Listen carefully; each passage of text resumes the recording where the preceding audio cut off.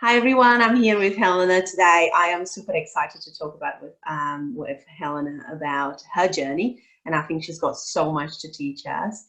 Hi Helena, how are you? Hi 𝗕𝗢𝗢𝗞, I'm fine, thank you. Thank you for inviting me. You're doing a great job, and I'm really happy to be here to support you in the journey that you want to have everybody share, because it's so important to have other views on cancer than just the fear and the negative ones. Awesome. So so if we can start by telling a little bit of your journey around, cancer.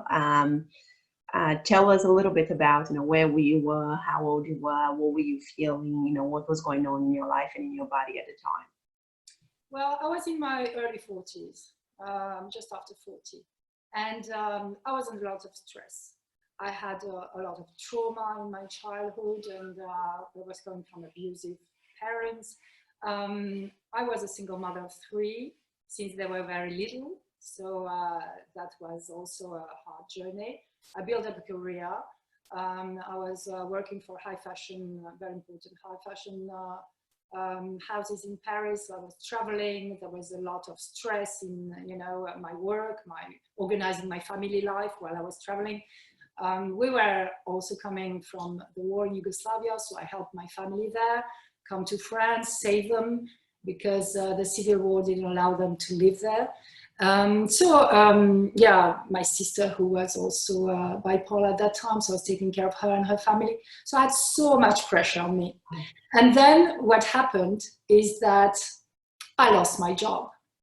So I was hired by another company to build the house, because I was, quite successful at doing that, and I had a very big client list, working for Chanel in the beginning. So they hired me, they stole my client list, and they kicked me out. So I was, with my 3 children, with no work, tried to find something else, but couldn't. I was, and that's where my cellular mutation kicked in fact. So I want to make you understand, to all of you who are going through this process, that it starts always by a high level of stress. That's one of the major components in cancer, because cancer is not something that you catch. It's something that shifts in you. It's your own cells that start shifting and mutating in order to survive. It's the law of evolution. So if you're constantly, under stress, which is one of the major, components in cancer, your cells start to mutate. Lately I was thinking, how can I explain that clearly? And I would like to tell a little story. It's about a history in France. In 1941, the president, 𝗪𝗢𝗢𝗞 allowed the Germans, the Nazis, to come and invade France, but only half of France. So it was cut at Vichy, and so the north of France was invaded by Germans, and the south of France was free. So in the north of France, what happened? We had the resistance. So with the resistance, there were people like you and me, and coming together to fight the Germans. So in fact, that's exactly what's happening, in our body. If we are invaded, so of course, it could be some external things like toxins, in our food, in the water, in what we breathe. But we have to understand that it's us allowing our toxic, energy, which are called pervert energies in Chinese medicine, to invade our body, and then our body starts to create a resistance. So the cancer cells are immortal. So every cell in the body is mortal, it has different lengths of life, 2-3 weeks, or more. But cancer cells, they're immortal. So in fact, they found a way to survive under the attack of the enemy, and then they give the message to other cells, and that's why they multiply so quickly, like, hey, I found a way, to survive. So that's exactly what the resistance did in France, they found a way to organize themselves in order to survive against the attack. So when you do a treatment, with a chemical treatment, chemo or radiation, if you kill only 80% of the cells, it's not enough, because you have to kill the mother, you have to kill the stem cells, because she is the one who is giving all these orders. So what happened in the French resistance, After a while, you know, there was this man who is called the General de Gaulle, who became a president after the war. He flew to England and he organized the resistance in England, from England, in France. So in fact, that's exactly what the stem cells do, you know, they hide somewhere else. And so while, you know, you're killing these cells, the stem cells get more resistant, and then they organize, you know, the other cells in a much stronger way. So that's why we have metastases afterwards, and our cancer comes back again, you know. Yeah. So what's happening in the south of France? No Nazis, no resistance, because there's no invader. Yeah. So you see, I love this little story, because what's happening outside of us, it's exactly the same as what's happening inside. So you don't have to fight cancer. You have to come to a more healthy way of living in order for your cells to disappear. I think accepting and acknowledging, isn't it? The big thing, part of the healing journey. Exactly. You know, it's not a war against cancer, you know. It's a holistic approach to our inner health. Yeah. And so if we approach it holistically, you know, and we don't feed these cells, they disappear the way they came. Yeah. Yeah, because it's only natural that, you know, if it was created inside us and not, like, you know, like I said, we don't catch them, that, you know, our bodies can, well, because we do have cancer cells growing, and then if you have a strong immune system, you know, the immune system will just kill the cells that, you know, are considered pre-cancerous, if you like. But when you don't have a strong immune system, that's when, as you mentioned, you know, they start mutating and they start becoming stronger and stronger. But when you talk about, like, you think that that's when your cell mutation started, I mean, at the time, I presume you didn't know anything about cancer, or you didn't know anything about cell mutation. How did you feel in your body to know that something was not right? In fact, that's something that my gynecologist still doesn't want to acknowledge. I felt it in my body. So I had a stage 4 mutation of cervix cancer. So I felt that, like, you know, I had some pain, like with a knife, you know, very striking pain from times to times in my lower belly. And I went to see her and I said, well, I want you to do me some checkup. And she said to me, oh, but we did it 6 months ago, everything was fine. I said, I want you to do me another checkup. She didn't want first. So I really have to be insistent, you know, because I said to her, I'm feeling some pain. There's something wrong with me. I want you to do it. So I insisted so much that at the end she said, okay, let's do, you know, another, you know, the usual thing we do every month. I mean, you know, as women, once a year, you know, just to check up. So she did it again. And she said, she called me, she said, well, I think you were right, there was something wrong. So she sent me to do a biopsy with, you know, another colleague of hers.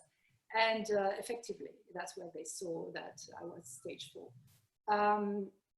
And so basically they could pinpoint that your cells had mutated to, so it's 4 mutations, and then after that it becomes cancer, right? Yeah, exactly. So they said to you, you've got a stage 4 mutation, so a little bit longer you would have considered having cervix cancer.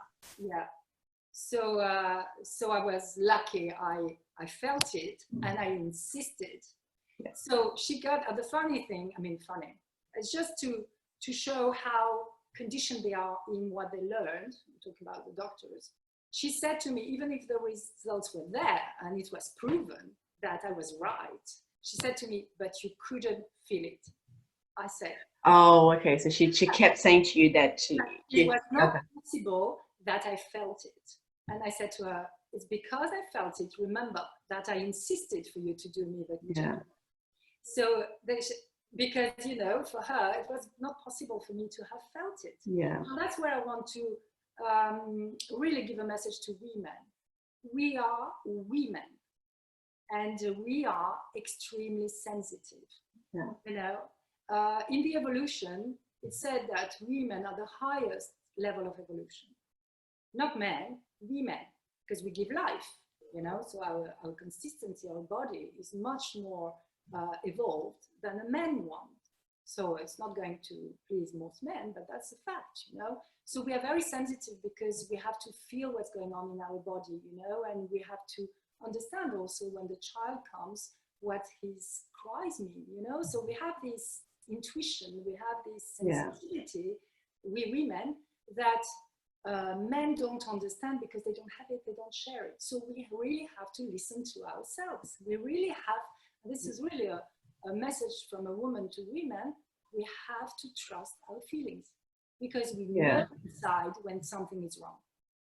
Yeah, so I think it's the inner, like listening to your, you know, like that gut feeling, which, you know, I think you're right. You know, obviously, you know, men will have the gut feeling as well, but we are very much connected to that kind of sixth sense, if you like.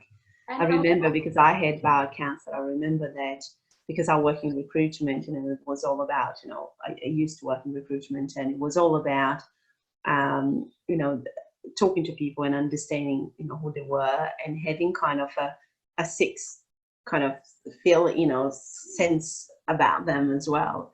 And, you know, and sometimes, you know, if you're working with people, you do have gut feeling to say, this is not right, you know, whatever this person's telling me is not true or is not right. I just want to investigate here a little bit more. And because, you know, we are dealing with people, and it's, you know, people are not like Coca-Cola, you know, they change their minds, they change what they're telling you, they change, and you don't know what's coming because they can, you know, change. So it's I think it's very important for you to be connected to that when you're working with people. And just like 6 months before I was diagnosed, I had a situation which I don't remember, about a candidate, and, you know, and the candidate did something that I didn't expect. And I actually said to my husband, you know, I think I'm losing my gut feeling. I have always had a pretty good gut feeling, and I think I'm losing that. And little I knew that I had, you know, bowel cancer. And, you know, and my cancer was just like speeding like to the roof at the time, because 6 months later I was diagnosed with stage 3, right where the center of your gut feeling is. You know, that physically you can, you know, people can explain these days that the gut feelings, you know, is directly connected to your brain, right? So, and it was a really, like, I actually said that to my husband. Yeah, you used even the words, you know. Yeah. So yes, we have to really listen to ourselves, you know, and especially as women, we are also very connected to our body, you know. We have the feelings of what's happening in our body, so it's important to listen to us. So when, obviously, I presume that there was no treatment for you because it was not cancer yet. Yeah. So just go home, don't do anything. No, I did operate. So they cut a part of my cervix. Okay. But I didn't have any further treatment. And now it's almost 20 years later. And, but it did change a lot of things in my life, you know, like I saw where my priorities were, you know. I know that I couldn't take it anymore, the way I was living. It was just too much, you know, and I had to prioritize things. But, you know, to leave this job in a high fashion, it was very difficult, even if I really felt like running away from it. But I was, you know, the only financial support of my family. So I had also, you know, that...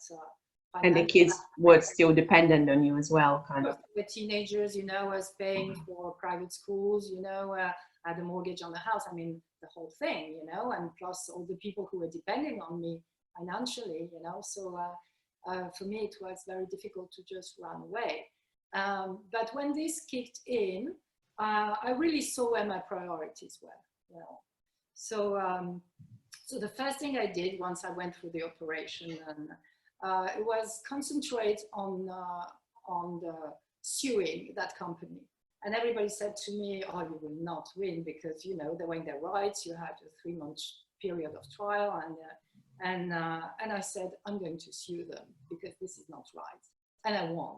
So I put my energy not in feeding my fears about having or not having cancer or whatever. That was done. I went through the operation, and while I was lying down at home, you know, resting, I was fighting for my rights. So that helped me to have some money to be able to, you know, move forward with my life without losing my house and everything, you know. Yeah. So I won. And then, you know, that gives me also the strength to move forward with my life, you know. and I changed completely my life. That's something. And was it quite a quick process? Because my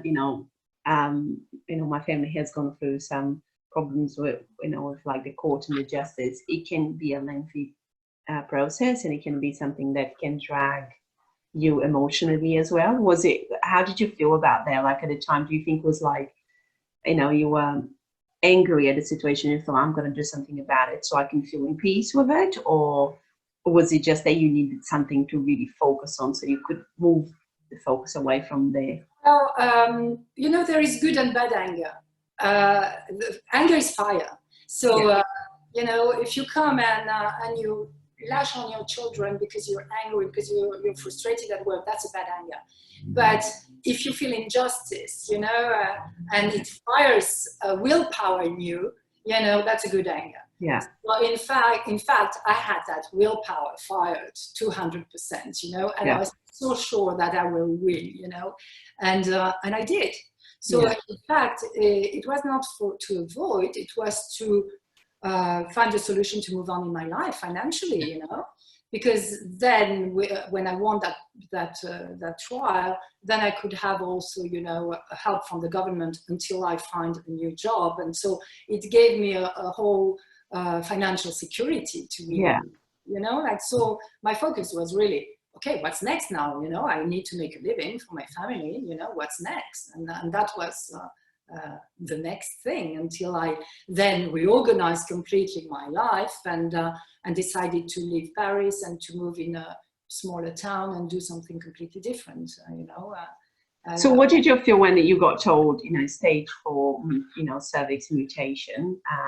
What did you feel at that point? Like, did you feel like, I do need to make some changes here, or when I acknowledge, what's been going on now, like that I can sit and reflect, or? Well, first of all, I didn't have any fear. So when I was 22, I had a near-death experience. So that helps a lot in life, because if you're not scared of dying, you can do anything you want in your life. That's one of the big things in our societies. Nobody's talking about death, and death is something, well, we're coming from there and we're going back, So it's pretty real. I mean, I can say that when I got told I had cancer, that was the first thing I thought, that's it, I'm going to die. And I spent a couple of weeks planning my funeral big time, because I just thought, there is no way I'm going to survive this. I just, every night I'll be thinking, what about if I live one more year to, like almost like bargaining with God, can you please let me live for another 2 years so my kids are, 7 and 9, or, when is a good time for me to die? But it's real, like I said. And I remember going to to see the pastor in my church, and he said to me, so what are you most scared of? And I said, I'm scared of dying, like, hello, like, this is real, I've got stage 3 cancer, and it's gone to my lymph nodes. And he said, okay. So he said, so what do you think is going to happen when you die? I said, well, I suppose everybody's going to be sad, but then they're going to move on, right? And he said, yeah, that's, there is absolutely, just like I was hit with like this realization that there was nothing I could do.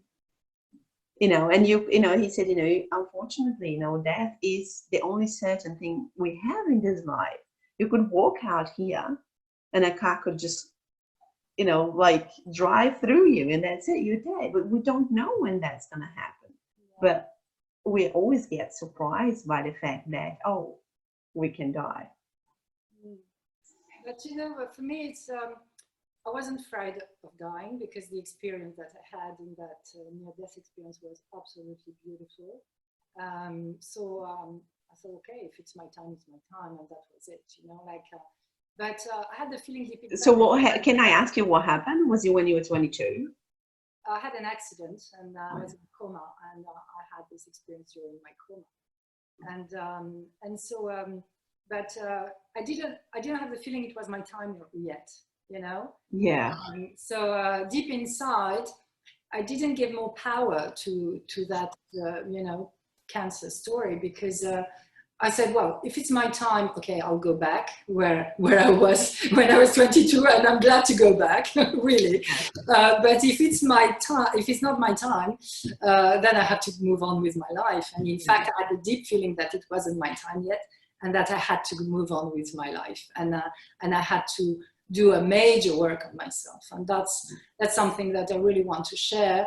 As I said with my little story, we don't catch cancer, we created it. And so we created because of external factors like pollution through our junk food, or I've never had junk food, I never ate junk food, but you know, there's the pollution, you know, the water, the air. So we have to be careful more and more about that and come to a real healthy diet. So that's for the external, you know, factors, because there is a lot of toxins everywhere nowadays. But the most important is the inner toxins, the inner factors, the inner, you know, pollution, which goes through our thought patterns. You know, like a thought is an energy. It can be a great energy if you want to create something, but it can be a very disastrous energy, negative energy if it's a negative one. And that thought pattern creates emotions, and emotions, you know, drives you, you know, in a certain state of health. So it's important to work on our traumas, work on our emotional state, you know. It manifests physically, doesn't it? Like either, you know, the disease of, you know, when it comes to disease, or you know, you can be at ease with whatever happened, you know, if it's a positive emotion. But I think, again, you know, this is scientifically proven nowadays that, you know, the thought that becomes emotion can, you know, it does affect our physical state.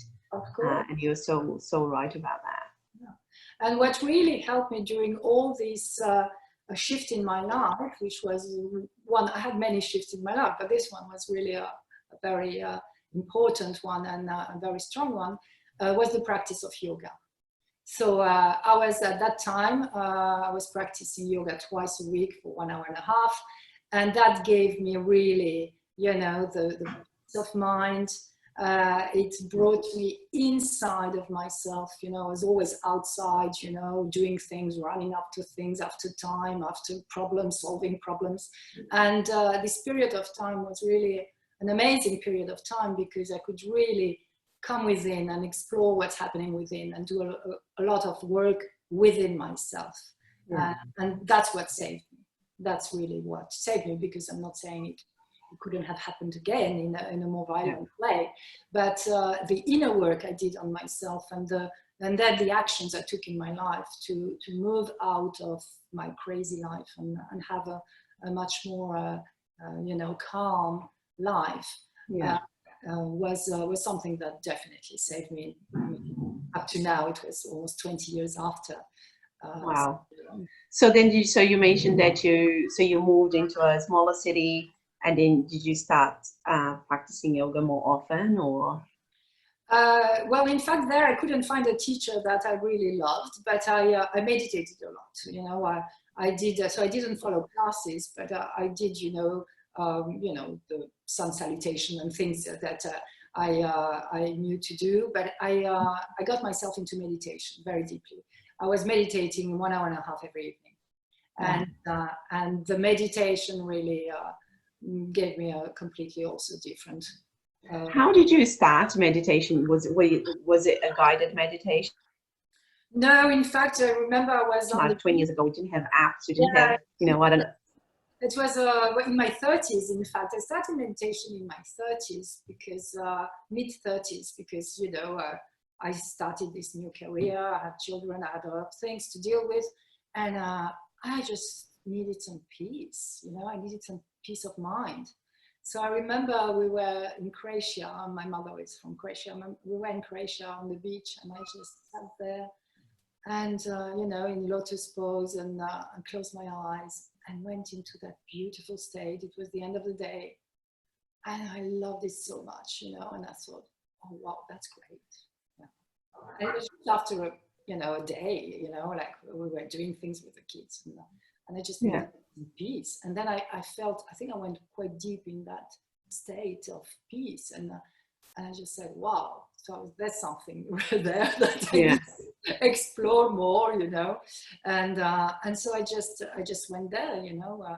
But I suppose I had some abilities to just switch off, you know, because I know now I'm a Kundalini yoga teacher, and I teach yoga and meditation, and you know, we need, when we start, techniques to quieten our minds. So it's not meditation, but it's an access to meditation, you know. So we need to kind of hypnotize our minds to stop thinking, and then meditation happens, because meditation is not doing, it's just being.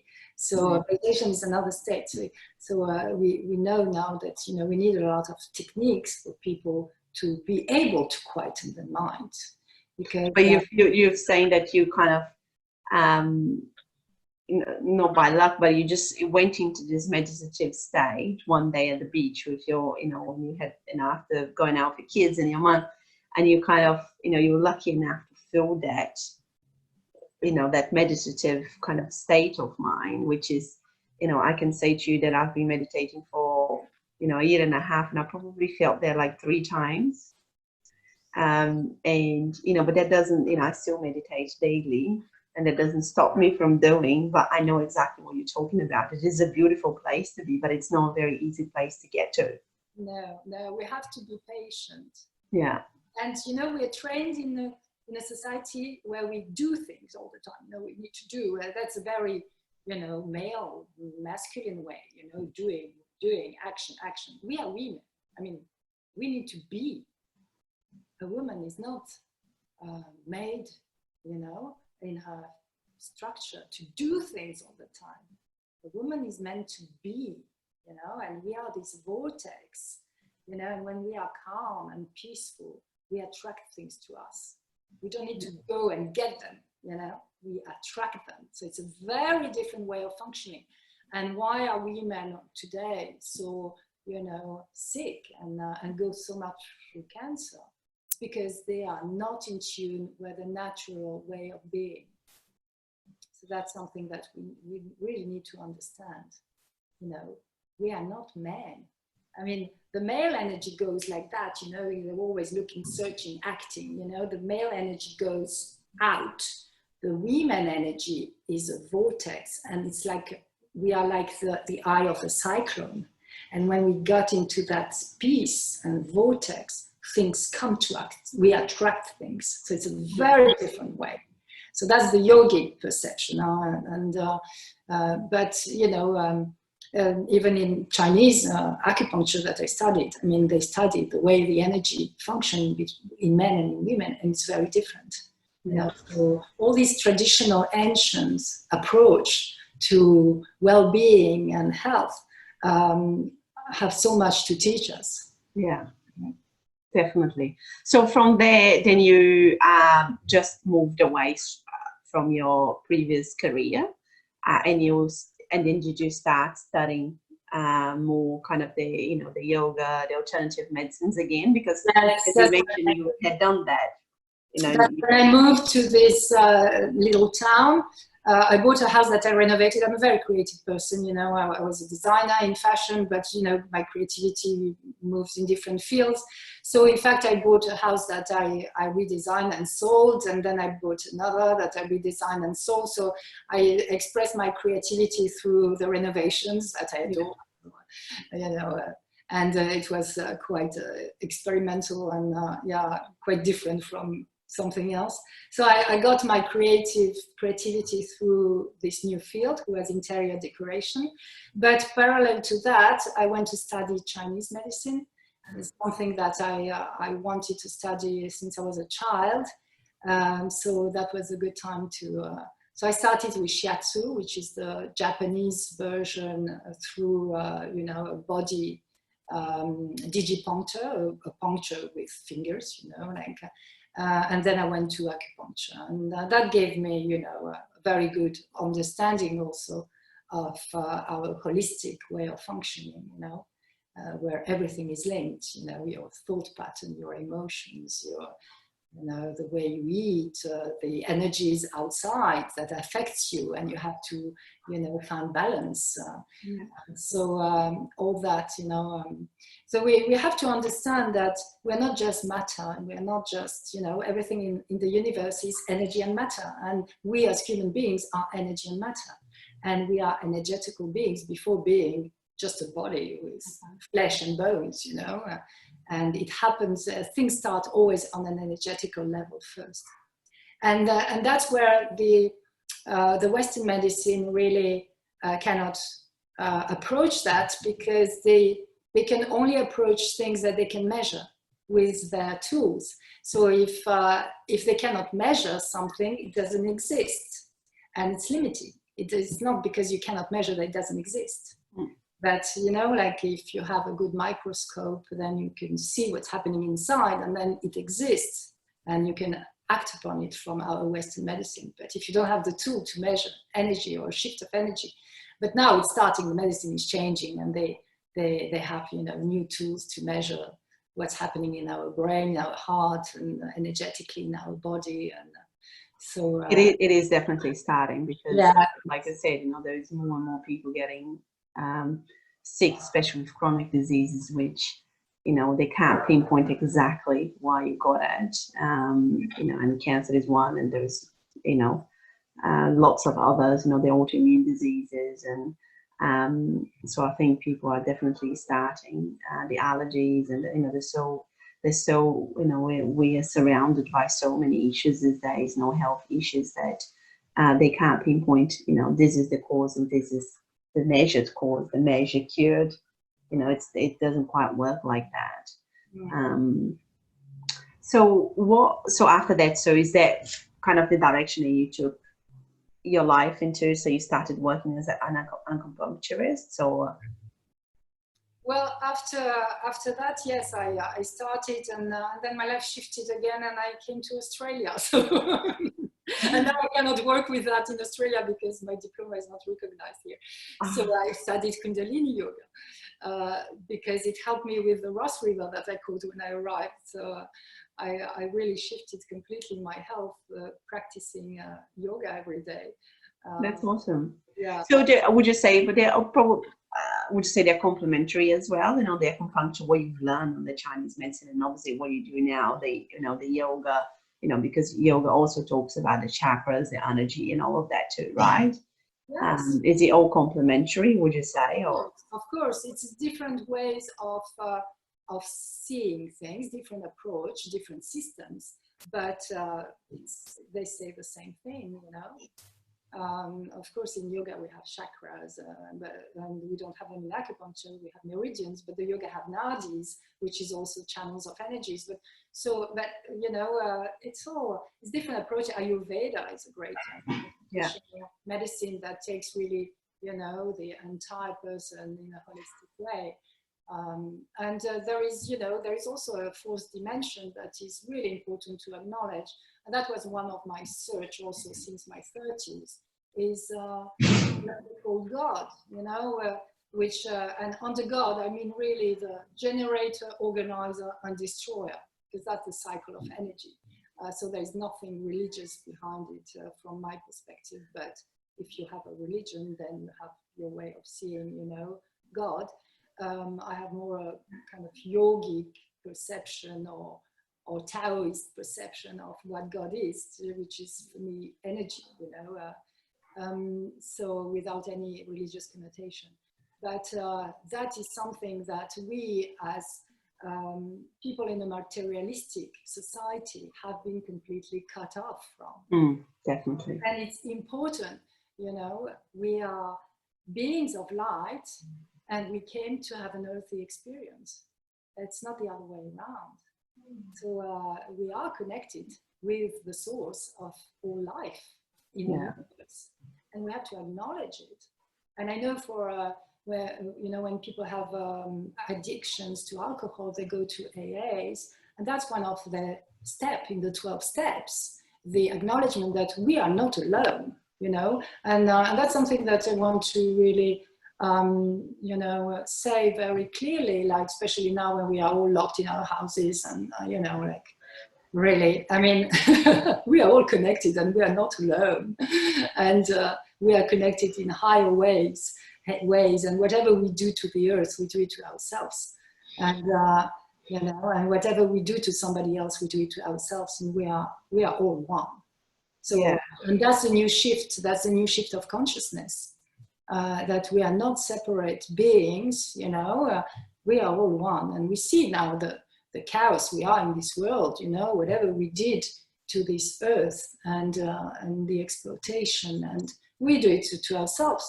We are sick because we live in a sick, on a sick earth that we destroyed, and we are destroying ourselves as well. Yeah. So whatever we do outside, we do it inside also to ourselves. So it's definitely a very difficult and challenging subject to talk about, because, you know, when you say about we're not alone, one of the which is a very, very famous book that I read, is called The 9 Reasons that, well, not 9 reasons where cancer patients, they cure themselves. So they had, it was a social research done by a counselor in an oncology ward. So she basically spoke to over 1,000 patients and studied more of that in cases of people that have been told either that conventional medicine didn't work for you, go home and die, or pretty much we can't do anything for you, just go home and die. And, you know, she got down to 9 things that they all did. And one of the things is the social connection, is having that social network, the support of, you know, the positivity around you, to feeling that you are not alone, you know, to feeling that you know, you're not just, you know, by yourself, you know, like, you know, feeling sorry for yourself and feeling powerless. There is another social research done in the 5 zones, geographic zones in the world, where there are the most centenarian people living, which is called blue zones. You probably know them.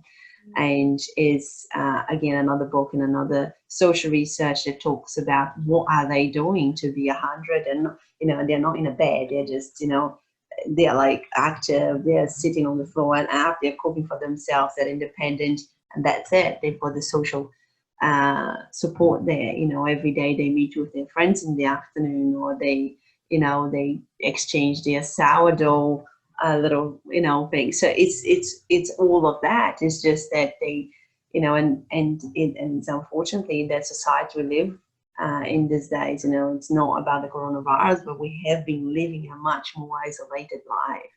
Yeah. Than, you know, if you look at it. We live a sick life. We eat processed food that is full of chemicals, so there's no energy and good things in it, you know. So then, you know, we are in front of screens all day. We don't connect with the nature. We don't go outside, and that's an important connection that we need to have, you know, to feel healthy, the connection to nature. And then we are isolated, you know, and now with this, you know, viruses, even more, you know, like, the message is really, you know, don't get into that fear mode and panic mode, and do exactly the opposite, you know, do more exercise, get outside, you know, connect with family, friends, go to social groups, do things, you know, whatever it is, and change your way of eating. Because the first thing, you know, Hippocrates, I think you say Hippocrates in English, yeah. Doctor, you know, thousands of years ago, and he said your first medicine is your food. So, you know, when you have cancer, the first thing to really cut off is sugar, all type of sugar. You can eat berries because they don't have too much sugar, but we know now that sugar feeds cancer cells.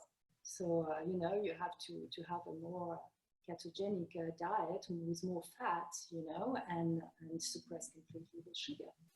So that's one of the things, you know, that are important to do. So we need to take care of the basics, come back to the basics, you know, like we are a society that is completely degenerated now because we're going, you know, too far in this, you know, technological evolution. Technology is great, but we shouldn't be slaves of our technology. So it's a tool, you know, so it's just tools that help us in our lives, but we have to come back to the basics, you know, like exercising, yoga, if yoga is, you know, but people have, you know, some, you know, other views of yoga, and you know, we don't need to be all hippies to do yoga. It's over now. It was 50 years ago. It's over now. But you know, yes, do some exercise, walk. You know, and that's why healthy people live until 100 in some countries, because they go outside, they walk, they connect with others. You know, and they eat healthy food. You know, all these regions, when we find people living until 100. Yes, like I said, eating foods that are, you know, just come from nature, and they've got, you know, they've got a veggie garden. They're eating the garden, veggies from their own garden. They, you know, if they eat, you know, that's the blue zones research. If they eat animal products, it's very, very minimal, because they are eating you know, the pig that, you know, meat that they got. So obviously they're not gonna keep eating, you know, the quantity that we eat these days, you know. So they might eat, you know, once or twice a month, or the fish is the same. And there were areas that are completely different. They are in Japan, in Italy, in Costa Rica, in Loma Linda in America, and in Greece. So 90% of their diet is a plant-based diet, you know, foods that are coming from the earth. And you know, the exercise they're doing is just no normal walking up and down their village, and you know, like, they're not going to the gym, killing themselves for 45 minutes. They're just keeping an active life, you know, and living more with the sun, like going earlier to bed, because we know we regenerate before 12. Instead of watching Netflix until 1 o'clock in the morning, you know, so waking early with the sunrise, because we fill our body with energy with the rise of the sun, you know, and so it's coming back to a healthy life. And so, and how do you feel now, like, you know, after all the changes that you made in your life? How do you, you know, what does your life look like now? Well, I've never felt so well, you know, like I'm reaching my 60s, and I would not change them for any other period of my life. I feel younger and younger. You know, I feel younger in my body, younger in the way I perceive life, younger in my head. Of course, there is, you know, changes, physical changes due to gravity. But what to do, you know? I feel great, you know. It's really the feeling of being in control of my life, you know, and doing whatever I want to do with my life. Awesome. And if you were to meet somebody today who was diagnosed with cervix cancer, or just diagnosed with the, you know, the same the same issue that you had, which was not cancer yet, but, you know, stage 4 cancer mutation, what would you say to this person? Well, I would say, first of all, to reorganize the life completely and really take it, you know, from the beginning, like work on everything, all the traumas. We all have childhood traumas, all things, you know, that we haven't worked on. So really start to work, do a deep work, and then come to a healthy life through what we were talking about, you know. And then the choice is up to the person, because we know that 1/3 of the medicine, or the way to heal ourselves that we choose, is placebo. That means that we need to believe in what we choose for us.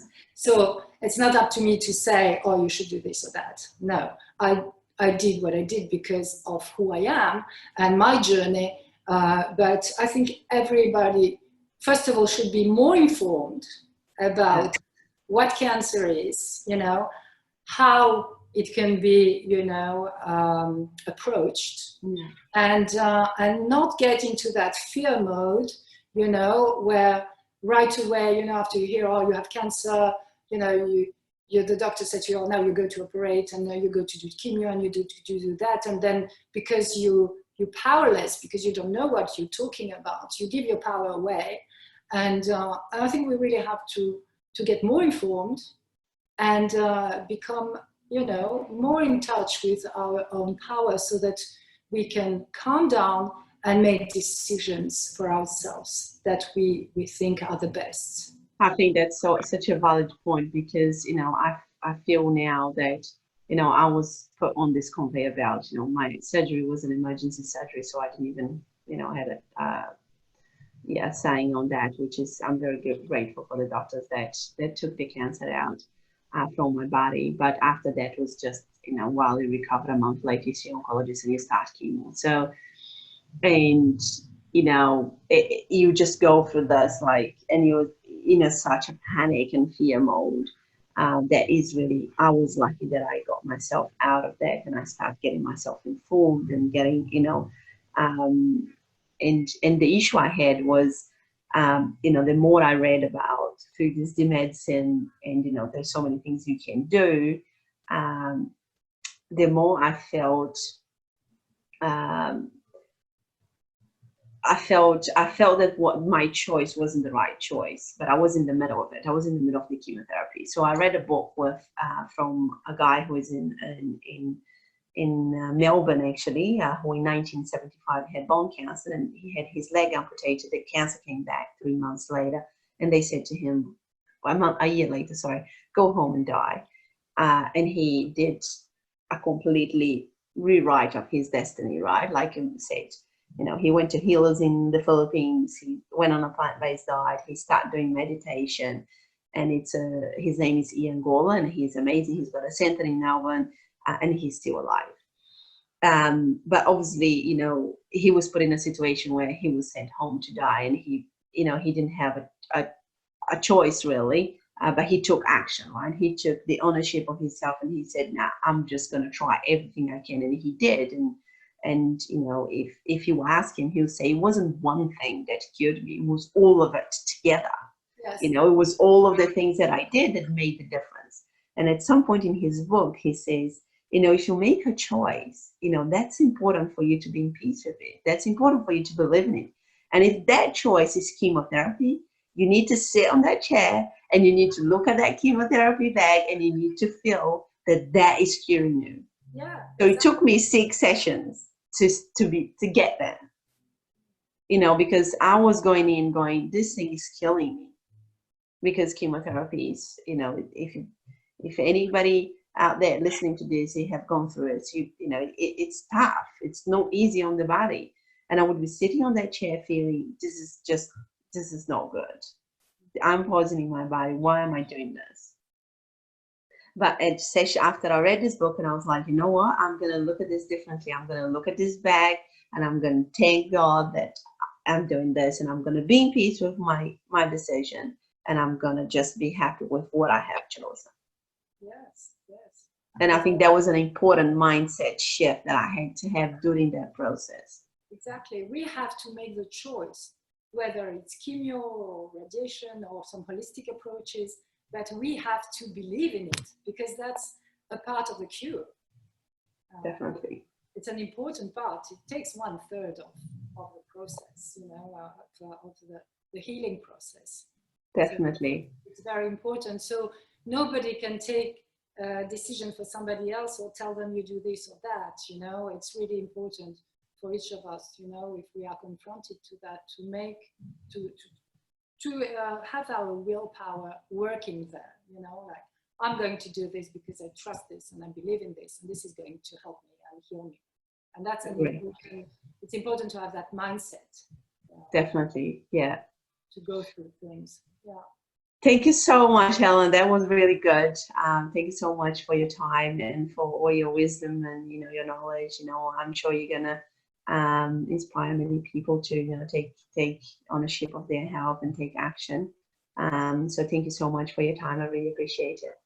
Well, thank you for your work, because it's very important what you're doing. It's very courageous. Thank you. That's all right. Thank you.